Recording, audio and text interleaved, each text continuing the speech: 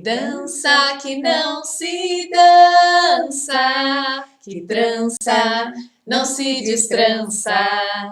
O grito que voou mais alto foi um grito de criança. Que canto que não se canta, que reza que não se diz. Quem ganhou maior esmola foi o mendigo aprendiz. O céu estava na rua, a rua estava no céu, mas o olhar mais azul foi só ela quem me deu. Foi só ela quem me deu. Gente! Hoje com direito a dueto. Que coisa boa. É a poesia de Mário Quintana? É uma poesia de Mário Quintana chamada Canção de Domingo e musicada num trabalho chamado Crianceiras. E a gente abre esse nosso vídeo cantando em um brinde à arte, à música, à poesia, às crianças e à vida. Exatamente, para a gente pensar um pouco sobre arte, né, Bruna?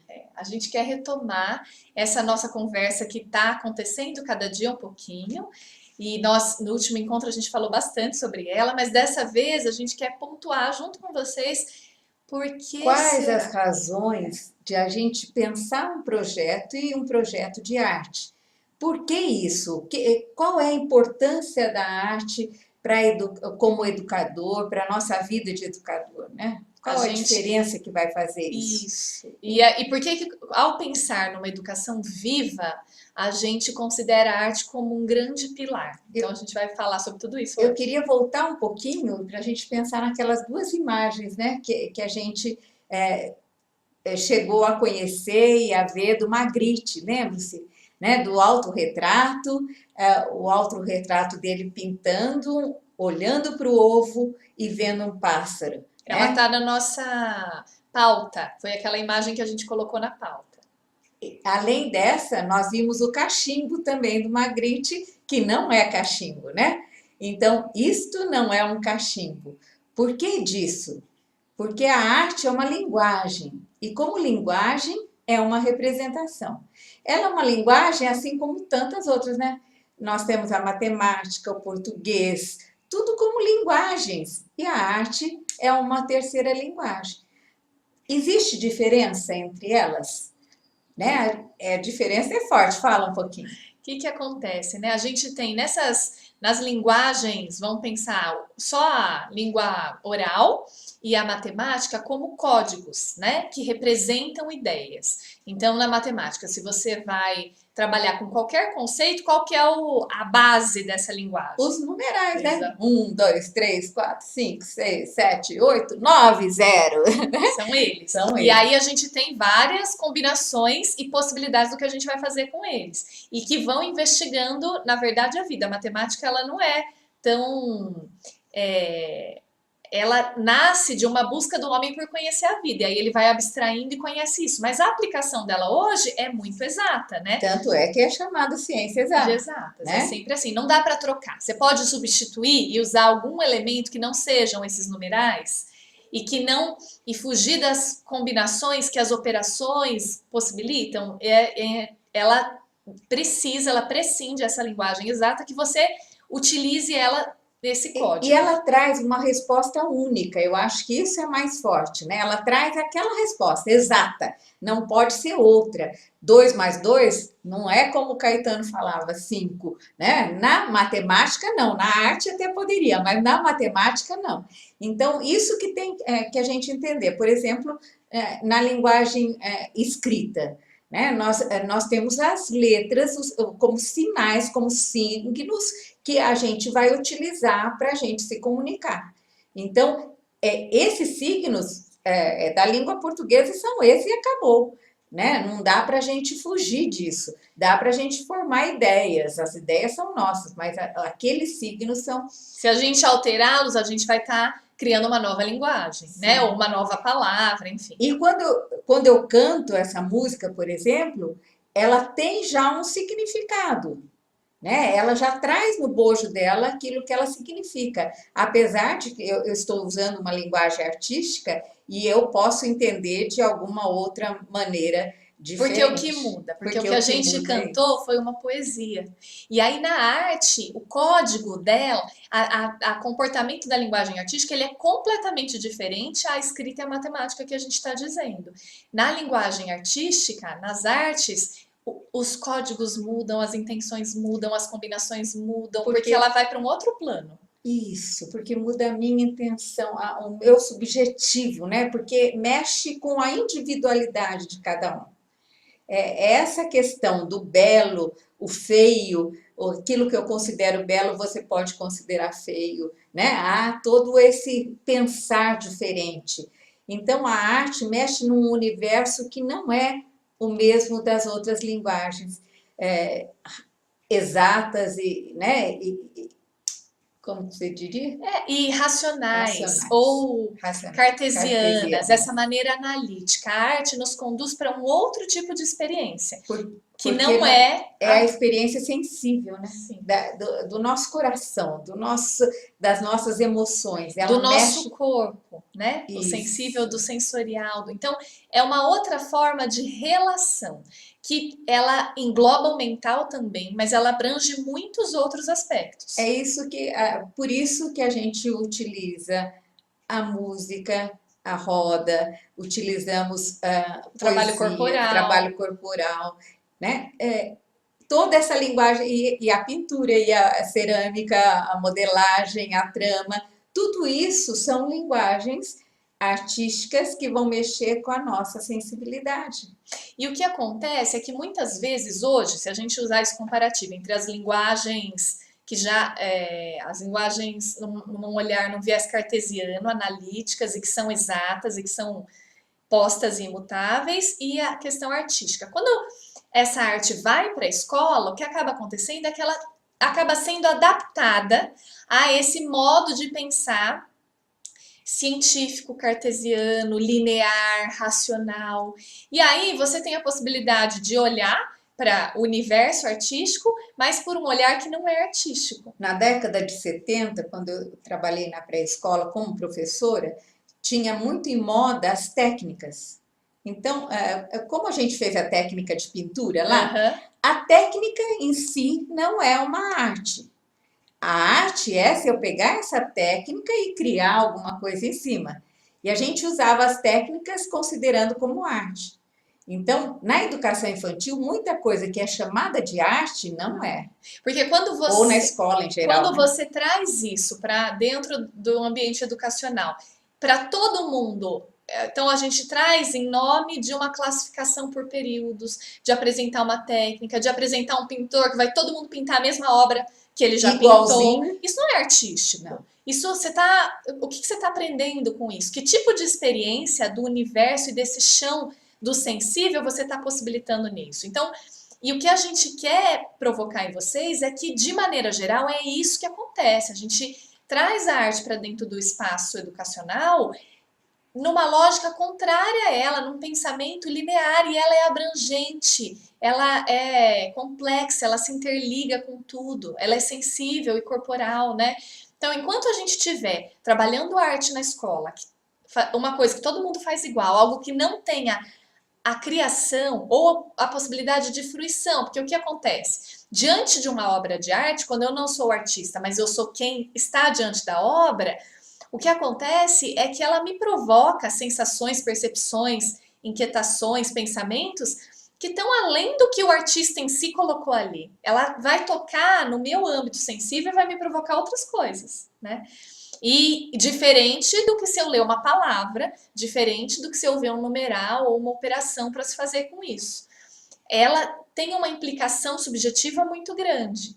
E a gente, na experiência estética na educação, precisa possibilitar tanto a possibilidade de fruição e de apreciação. O que é fruir, né? É absorver aquilo e se entregar para a relação com aquela obra, que pode ser uma pintura, que pode ser uma dança, que pode ser uma música, que pode ser uma história, mas se relacionar com aquilo integralmente, se apropriar, fruir, deixar com que aquilo te tome completamente, né? seu pensamento, seus olhos, sua sensibilidade, suas emoções. Quando a gente usa nos pontos de observação as metáforas, é nesse sentido também, de você trabalhar uma linguagem mais poética e entender o que é representação.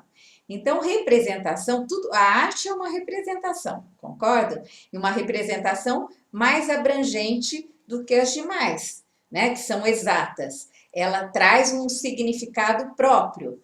Então, quando a gente fala de representação, a gente utiliza duas coisas, por exemplo, uma representação de primeira ordem e uma representação de segunda ordem.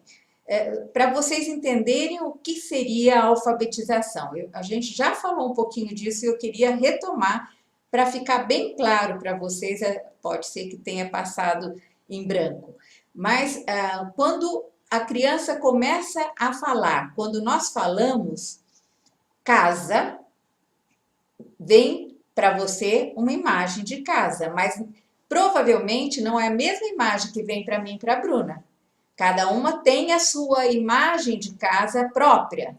O casa tem aquela muito estereotipadinha, mas sei lá, pensa cachorro, né? É. Cada um vai pensar no seu. No seu cachorro, né? Então, isso é uma representação de primeira ordem, tá? Porque eu falei cachorro pensando num cachorro, como cachimbo, né? Falar a palavra cachimbo seria uma representação de primeira ordem. Por que uma representação? Porque não é o objeto em si mesmo. Então, é uma maneira, Você passo... imagina o cachimbo, né? Você imagina o cachimbo. Agora, se eu desenhar um cachimbo, se eu escrever a palavra cachimbo, já é uma representação diferente, porque eu estou falando cachimbo, se eu escrever um cachimbo, eu estou representando a representação. Olha que loucura. Né? Então, é muito difícil a questão da alfabetização. O desenho já proporciona para ela o mesmo movimento. É uma representação de primeira ordem. Então, por isso que o desenho é a pré-história da escrita. Né? Quando a criança vem desenhando, primeiro com os gestos, tudo, depois com o seu próprio jeito de representar o mundo, daí ela termina, então, com a representação de segunda ordem, que é a escrita, que já tem os signos prontos e que é uma coisa muito mais complicada para ela. Então, a escrita é a representação da representação, que é a oralidade. Que é a palavra, que é a palavra. Assim, não escrita, mas o fato de você nomear alguma coisa. Isso. Então, imagine, isso nós estamos para a gente pensar na questão da representação. Só que quando a gente vai para a dimensão artística, acontece que essa representação, ela não consegue se normalizar, se padronizar, né? O artista, ele, em alguma instância, ele está representando uma imagem, mas usando de elementos que não é a palavra em si, que não é o objeto em si. Ele adiciona toda uma dimensão subjetiva das suas próprias experiências, da sua relação com aquilo, os materiais, enfim. Isso vai possibilitar uma vivência que ela não está no campo só conceitual, nem objetivo, mas sim subjetivo e na maneira com que você sente aquilo, né? Então, considerando isso, a gente precisa reconstruir esse caminho, porque a nossa relação com a arte, de maneira geral, ela veio intermediada por essa educação artística. Sim. Foi assim, infelizmente a nossa sociedade não vive, as artes não estão integradas à nossa maneira de viver, então a relação que a gente vai ter de maneira geral com o artístico está no meio do nosso processo educacional. Agora, e foi na educação artística que... Como que nós vamos trabalhar essa criança, trabalhar esse ambiente todo sensível, se nós não formos sensíveis? Exato. Então, nós precisamos nos formar, nós precisamos ter um outro olhar para a arte, nós precisamos nos sensibilizar para poder, então, proporcionar um ambiente sensibilizador para o nosso aluno. Porque a gente ainda tem esse ranço de olhar para uma determinada expressão artística e procurar o que ela quer dizer. O que quer dizer essa obra de arte? Isso. E ela não quer dizer, porque quem diz é a representação na palavra, né, na escrita. A obra de arte, ela nos toca em outra dimensão, que está no lugar do nosso corpo, da nossa emoção, da nossa história, né, de todo esse âmbito do sensível. E aí é com esse aspecto que a gente precisa se reconectar. E é um exercício. Né? Então, nesse exercício, a gente faz trabalhos corporais, a gente brinca, a gente tenta se transportar para experiências que vão reconduzir esse fio, que vai tirar do meio da minha relação com o artístico as representações e os que querem dizer, e esse olhar conceitual e linear. Vai me jogar para uma outra experiência. Cada vez que eu exercito isso, eu vou ficando um pouco mais pronta, vou ficando mais nutrida para ter essa possibilidade, essa habilidade de me entregar. E de olhar o outro de forma sensível, né? De ser um ser mais Porque aí sensível ao tudo se outro. transforma, não é mais eu e a arte, né? Ou eu e uma experiência estética. Isso me dá uma habilidade que me faz uma pessoa diferente, Sim. diante de tudo. Sim. Seja de uma experiência artística, seja Da natureza, da vida, da natureza, vida. do outro, né? Então é muito a gente buscar se recolocar numa relação estética com a vida. E aí, é isso que a gente precisa fazer antes de tudo. Porque enquanto educador, eu não vou unicamente possibilitar uma experiência estética para os meus alunos, mas a minha própria relação com eles vai ser integral nesse âmbito que a estética pode proporcionar. E aí, se a gente pensar assim, gente, não dá para ser uma educação viva do jeito que a gente está se provocando para ser, se ela não tiver alicerçada na arte enquanto essa relação estética com tudo, né? Comigo mesma, com a vida. E aí a gente retoma o conceito do João Francisco Duarte, que foi aquele textinho que a gente também deixou no último encontro, em que ele diz que a palavra estética vem de aesthesis, que é grego, e que quer dizer sentir a mim mesmo e ao mundo num todo integrado. É mais do que pintar um negócio. É mais, porque ao sentir a mim mesmo e ao mundo num todo integrado, isso me dá uma outra condição na vida. E claro que a parte disso vai fazer com que a minha expressão seja criativa, seja carregada de sensibilidade, de sensações, de emoções, de reflexão. A arte nos leva para esse lugar, né? Então, isso vai ser o que vai acontecer com a gente, que é o que a gente está querendo provocar aqui, no meio do reino dos sons, no meio das nossas experiências com o nosso corpo, acessando o nosso timo, experimentando uma brincadeira, entrando em contato com uma técnica. Mas então, por que a gente vai trabalhar com artes esse semestre inteiro? Para a gente aprender modelagem, para a gente aprender trama, para a gente aprender a fazer tintas naturais e técnicas de pintura? Não, não é para isso. Isso eu acho que tem aula na internet. Tem, bem melhor que a nossa até, no quesito técnico. Mas o objetivo não é esse. O objetivo é a gente, nessa experiência do projeto, se desconstruir na relação com aquilo e descobrir uma possibilidade nova, que só o fazer manual, artístico, de experiência e análise depois se aquilo funcionou ou não, aí deu tudo errado, voltamos para trás. Então, só isso vai possibilitar que a gente vá alimentando esse nosso aspecto. Posso falar de uma coisa muito individual, muito íntima? Quando criança, eu estudei piano. E estudei até o terceiro ano, no nível de terceiro ano de piano, não fui além.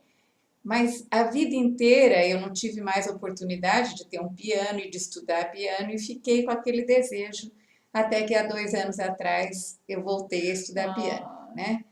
E existe uma música, Minueto, de Bach, que eu gostei desde o começo, mas como a minha técnica precisa ser melhorada, eu nunca tive uma sensibilidade. Então, eu comecei a estudar a música Minueto de Bach.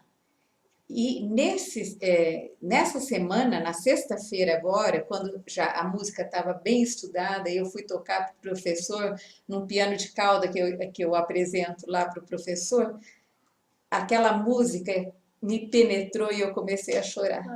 Eu não consegui terminar de tocar, só de falar me emociona. Porque a música entrou assim, violentamente em mim. Então, Tocada por você tocada ainda. por mim. Nossa. Olha que interessante. É a arte mexendo com você e fazendo diferença na sua sensibilidade. É isso. Então você vê, e como é esse processo de nutrição é longo, né? Assim, gente, é igual comer e respirar. É Sim, de novo, e de novo, e de exatamente. novo, e Por de isso, novo. é como alimentar mesmo, e como estudar, como ler um livro. Então, é preciso que a gente desenvolva também o nosso olhar artístico. Teatro e exposições de arte e música, ouvir uma música, a leitura de um romance ou de um livro de poesias, é muito importante a gente desenvolver esse lado. E no começo é um treino, porque tem essa sensação, do mesmo jeito que a gente propõe, ó, vamos fazer um desenho, e você, muitas de nós, se sente, ah, mas eu não sei desenhar, como que eu vou Pois desenhar? é, né? Por quê? Diante da experiência artística, isso acontece. Você vai parar para ouvir uma música clássica, se você não tem familiaridade com aquilo, é como se não, Isso. se alguém estivesse falando alemão para você, você fica ali tentando. Então é um processo da gente ir Conhecer, porque a gente, que a gente fala, né? vagarosamente. Que a gente gosta do que conhece. É, Então é preciso que a gente desenvolva isso. Agora, uma educação viva, significativa, ela passa pelo sensível. Mesmo que você queira trabalhar uma coisa racional, conceitual e tudo mais. conceitual, vai passar pelo sensível. Conta para elas, para Então, terminar essa a sexta-feira experiência. aconteceu uma situação no Lá Vou Eu. As crianças todas acharam umas bases de xilogravura que a gente tinha lá. E aí eles quiseram pintar. Então a gente pintou, né? Passava a tinta, depois passava o rolinho e saía aquela imagem. Era uma folha. Era bem bonito, porque também era bem abstrato. Era como se fossem os ramos de uma folha. E aí todos quiseram fazer, desde os de 2 anos até os de 8 anos, e ficaram várias, testando a quantidade de tinta, enfim. Quando tudo terminou e ficou em cima da mesa só a base, a matriz, né? E as folhas, eu já tinha guardado tudo. Chegou uma criança de 11 anos, que chegou atrasada. E aí ela chegou, olhou e falou: Nossa, que coisa linda! O que é isso? Eu falei: Ah, isso aqui é a xilogravura que a gente acabou de fazer. Isso é xilogravura? Eu estudei na escola. Eu falei: Você estudou? Ela falou: Eu estudei. Eu falei: Mas você não fez nenhuma? Ela falou: Não, não deu tempo. E aí eu fiquei tão incomodada com aquilo, porque qual a qual o sentido, o que acrescentou para esse ser humano ter destinado tantas horas da sua vida estudando o conceito de xilogravura, porque logo em seguida ela começou a me explicar o que era, de onde que veio, como que faz, se ela nunca nem viu uma, ela não viu, ó, Não, não fez, não não fez o experimentou. experimental, ela não pegou uma na mão, ficou olhando no livro, né? Então, assim, isso é E não um soube retrato. reconhecer. Então, o que acontece? Ela tem um conceito, ela se apropriou de um conceito que ele não tem a menor utilidade, porque ela não consegue nem aplicar para reconhecer uma xilogravura, que é aquilo que, afinal de contas, ela aprendeu Pois é. diante disso. É isso que, em geral, essa maneira de educação faz para todos os conteúdos, mas quando você pega a arte e minimiza ela, coloca ela nesse mesmo lugar, ela perde todo esse potencial. Ela perde toda a sua essência, na verdade, né? Ela se reduz a conceitos como os outros que não vão transformar ninguém. Ela deixa de possibilitar tanto as ferramentas e de ser o espaço da criatividade, da criação, da inventividade, que é o que nos faz humanos, né? O Exato. que nos faz humanos é a relação com a natureza, é o polegar oposto, é a capacidade racional, mas é porque a gente olha para o mundo, se implica e recria E outra coisa e transforma. transforma. Então, quer dizer, se a gente não tem nada no nosso processo de desenvolvimento de educação que nos possibilite essa experiência, para que ele serve? Pra quê? Por isso a gente reconhece na arte, desse lugar que a gente está falando, como o pilar para que uma educação viva possa acontecer em toda a sua multiplicidade. Precisamos da matemática, precisamos do português, mas precisamos da arte de tanto quanto as demais coisas, né? E até aí, a partir disso, tudo muda. Eu também vou contar uma experiência que ela é comprida mais rapidamente. Assim. Eu tive, quando eu era professora de um terceiro ano, e umas crianças, que um dia eu conto essa história grande, mas a turma, logo no primeiro dia de aula, todos se apresentaram como, eles diziam quem eles eram e diziam que eles gostavam de pipa. Ai, meu nome é isso, tenho tantos anos, eu gosto de pipa, eu gosto de pipa, eu gosto de pipa. Eu falei, gente, todo mundo gosta de pipa, todas as meninas, que interessante. Será que foi porque o primeiro falou, né? Todo mundo copiou? No segundo dia, um menino que tinha transtorno de déficit de atenção, amarra aquela lateralzinha do espiral da folha do caderno, pega uma linha que ele arranca da camiseta dele, amarra e fica abaixado assim, olhando o vento levar aquilo por 40 minutos, eu contei. E ele tinha déficit de atenção. E aí eu comecei a achar que essa história da pipa tinha alguma coisa além. As coisas foram passando, depois de um tempo, eles escolheram que o nome da turma, quando a gente foi escolher, era a Turma da Pipa. E aí eu fiquei com essa imagem bonita, pensando, nossa, eles querem o céu, né? Assim, que fui fazer pipa com eles, soltar pipa na praça com os pais. E esse era o contexto. Um dia a gente está estudando, introduzindo operações, sistemas de contagem, fui falar como que começou o homem a contar e tudo mais, e eles, enfim, estavam nas primeiras contas, a gente tinha feito vários processos até então. Eu passei algumas contas na lousa, estão todas as crianças fazendo um silêncio, assim, aqueles silêncios que quase não existem, tipo, o único dia de silêncio do ano. E aí um menino vem até mim, me chama no ladinho, assim, e fala assim, professora, por que nós, seres humanos, existimos? E aí eu olhei para ele assim, né? Ele fez assim e saiu. E eu fiquei com aquela pergunta. Depois, mais passado alguns minutos, assim, eu compartilhei com a sala. Falei, olha, o Lucas me perguntou isso. Todo mundo ficou em silêncio. Falei, se alguém quiser saber alguma coisa ou quiser compartilhar, vocês dizem. Ninguém diz. 2 dias depois, o menino com déficit de atenção chega na sala, entrou na escola, foi correndo. Professora, por que a gente é a gente mesmo? Nossa Senhora. Joguei para a sala de novo. Nesse dia, nós conversamos por 40 minutos sobre... Eles iam perguntando e respondendo, até que um dia... tem uma coisa muito importante. Quando eu comecei a falar dos números para eles, um deles levantou a mão antes desse dia, antes das contas e tal, e ele falou assim, professora, vamos contar até o infinito? E eu falei, vamos! Né? Não podia dizer pra ele que a gente nunca ia alcançar, porque eu achei que era outra coisa que ele estava me falando.